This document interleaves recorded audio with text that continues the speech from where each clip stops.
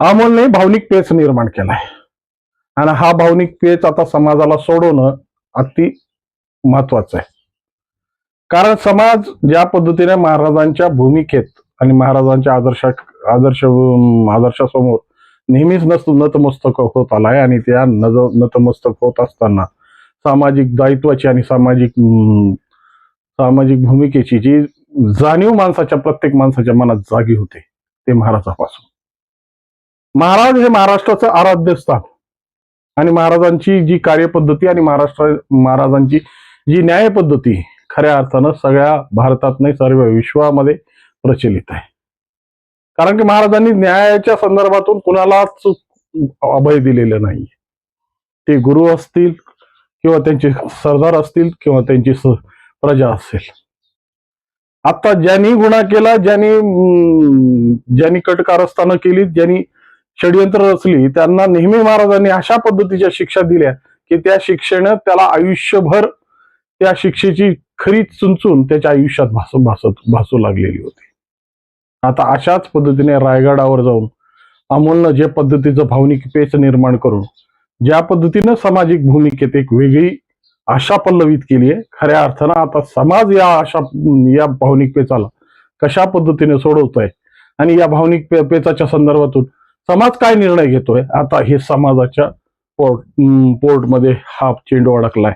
नेमकं या पोर्टमधून चेंडू कशा पद्धतीनं समाज बाहेर काढेल किंवा ज्या पद्धतीचे बालंट अमोल खुणेवर लागलेले आहेत, अमोलच्यावर ज्या पद्धतीची परिस्थिती आणून ठेवली, त्याच्यातून समाज त्याच्या भूमिकेत काय परिस्थिती घेतं किंवा न्यायाची भूमिका काय घेतं, आता ह्याची चलचित्र त्यांनी सामाजिक भूमिकेवर सोडून दिलीत.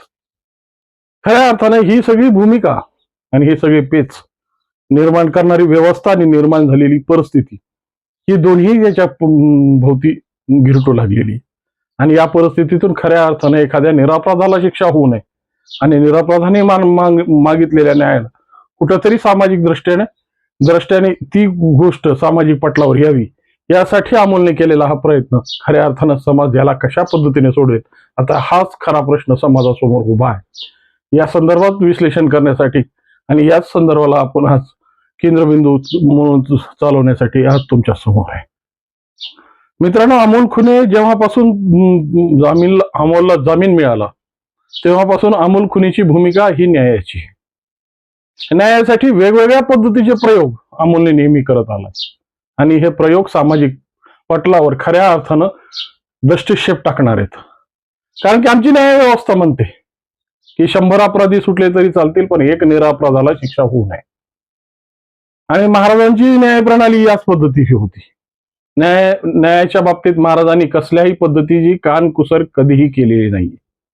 त्यामुळेच हिंदवी स्वराज्य किंवा जी हिंदवी पताका या सगळ्या विश्वामध्ये जी फडकवली गेली आणि विश्वामध्ये एक वेगळ्या स्वरूपातून या महाराजांच्या शासन नीतीला पाहिलं गेलं, त्याच खरंच वैतक आहे.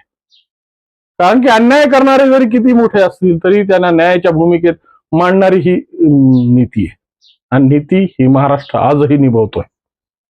कारण की ज्या ठिकाणी त्यांचे गुरु दादोजी कोंडदेव यांनी जेव्हा एक आंबा एका शेतातून तोडला त्या शेतकऱ्याच्या विना परवानगी शिवाय, त्यासाठी आयुष्यभर एक हात महाराजांचं त्यावेळेस चोरीचं जर बालंट लागलं तर त्याचा एक हात कलम करण्याची जी शिक्षा होती, पण गुरु होते म्हणून हात न कलम करता एक भाई नसलेला सजरा त्यांना आयुष्यभर घालून फिरावं लागलं. अशा परिणितीमधल्या तो न्याय व्यवस्था आणि आज खऱ्या अर्थानं अमोलनं रायगडावर जाऊन अमोलने रायगडाच्या शिवस्मारकासमोर जाऊन जी काही कैफियत मांडली किंवा जी काही न्यायाची हाक दिली, खऱ्या अर्थानं आता समाज ही न्यायाची हाक कशा पद्धतीने सोडवणं हे सगळ्यात मोठा आता प्रश्न आहे.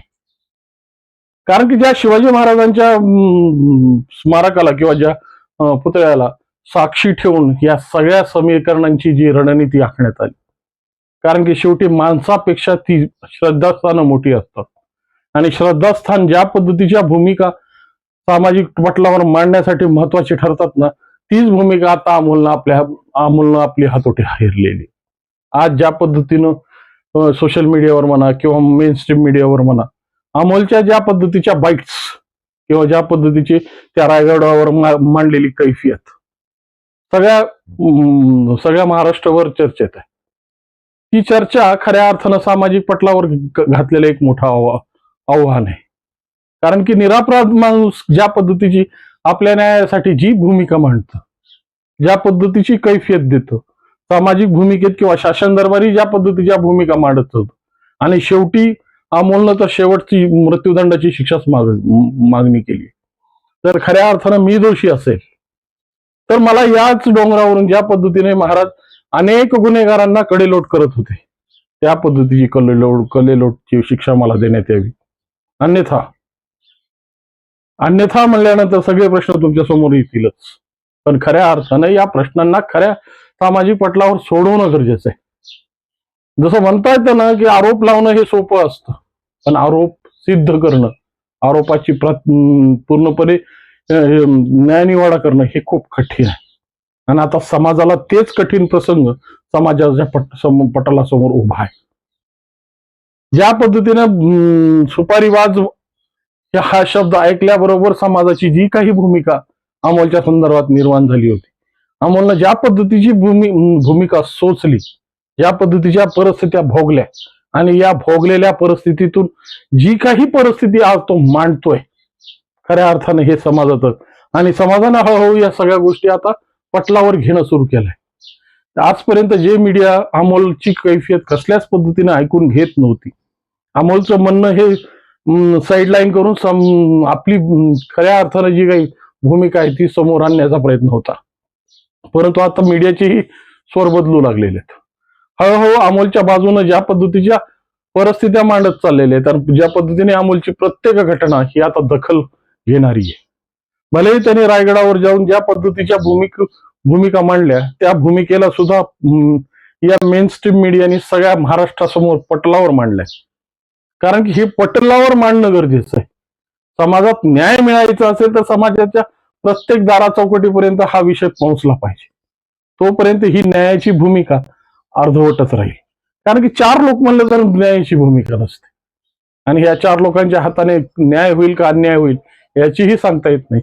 परंतु जेव्हा संपूर्ण समाज, संपूर्ण महाराष्ट्र जर खऱ्या अर्थानं या भूमिकेत उतरला, आणि या भूमिकेतून जर खऱ्या अर्थानं ज्या पद्धतीची बालंट अमोलवर लावण्यात आली, ज्या परिस्थितीत अमोलला घेरण्यात आलं, आणि अमोल आजही सामाजिक दृष्ट्या तो संघर्ष भोगतोय. आता अमोलनं ज्या काही गोष्टी केल्या किंवा ज्या संघर्षामध्ये अमोल उभा राहिला, त्या संघर्षामध्ये खऱ्या अर्थानं जी भूमिका समाजाच्या भूमिकेसाठी होती, सामाजिक न्यायासाठी होती, सामाजिक विकासासाठी होती, ती भूमिका खऱ्या अर्थानं समाजाने कधीही पाहिलेली नाहीये. अमोलची गाडी आंदोलन की जे त्याच्या गावापासून तो मुंबईपर्यंत जो गाडी खेचत नेऊन या आंदोलनाची भूमिका धगधगत ठेवत होता. कोपर्डीच्या घटनेमधील जे मुख्य आरोपी आहेत त्यांना चोप देणं असेल, अशा अनेक भूमिकेतून अमोल राजकीय म्हणजे सामाजिक क्षेत्रामध्ये सक्रिय कार्यकर्ता म्हणून होता. मग अशा सार्वजनिक आणि सामाजिक कार्यामध्ये जर एखादा कार्यकर्ता पेटून उठलेला असेल किंवा एखाद्या कार्यकर्त्याची काही भूमिका असेल, तर त्या भूमिका ही समजून घेणं हे समाजाचं आद्य कर्तव्य आहे. त्यामुळे या सामाजिक भूमिकेत अमोलनी मांडलेली रायगडावरची कैफियत खऱ्या अर्थाने त्याने मुख्यमंत्र्यांना खूप मोठं आव्हान दिलंय. आणि मुख्यमंत्री म्हणजे या महाराष्ट्राचा आज ज्या पद्धतीच्या केंद्रबिंदू बनलेत, आणि प्रशासनाच्या या भूमिकेत ज्या पद्धतीची सचोटी आणि ज्या पद्धतीच्या तपासाची भूमिका या मुख्यमंत्र्यांकडे आहे, कारण की मुख्यमंत्री स्वतः गृहमंत्री आहेत. त्यामुळं या सगळ्या भूमिकेत आज खऱ्या अर्थानं प्रश्नचिन्ह आता मुख्यमंत्र्यांसमोरही खूप मोठा उभा आहे. जेवढ्या समाजासमोर प्रश्न अमोलने उपस्थित केलाय, तेवढ्या प्रशासन व्यवस्थेसमोर सुद्धा हा प्रश्न तेवढ्याच मोठ्या यक्ष प्रश्नासारखा उभा आहे की एका निरपराधाला कशा पद्धतीच्या भूमिकेत तुम्हाला ठेवायचंय. आयुष्य हे अशाच पद्धतीनं कुजबुडत आणि शापित पद्धतीनं जगायचंय की एक निश्चल आणि निष्पृह कार्यकर्ता म्हणून समाज पटलावर त्याची प्रतिमा झाकवायची. आता हा प्रश्न आणि हा विषय दोन्ही समाजाच्या कोर्टात आहे. समाज ज्या पद्धतीचे न्यायदान करेल किंवा समाज ज्या पद्धतीची भूमिका घेईल, ती भूमिका अमोलही स्वीकारेल आणि महाराष्ट्राची परिस्थिती स्वीकारेल. पण या परिस्थितीसाठी न्यायदान होणं गरजेचं आहे. त्यामुळं महाराजांच्या राजधानीत जाऊन हिंदवी स्वराज्याच्या राजधानीत जाऊन जी कैफियत अमोलने मांडली, त्या कैफियतीतून जे काही स्वर सामाजिक पटलावर उमटतील, खऱ्या अर्थानं येणाऱ्या महाराष्ट्राची खरी दिशा आणि खरी दशा समजायला खूप मोठी मदत होईल. या संदर्भात तुमच्या मनात काय वाटतं आणि या संदर्भात तुमच्या मनात काही प्रश्न असतील किंवा बद्दल काही मत असेल तर 100% कॉमेंटच्या माध्यमातून मांडा. आणि व्हिडिओ आवडला असेल तर लाईक, शेअर आणि सबस्क्राईब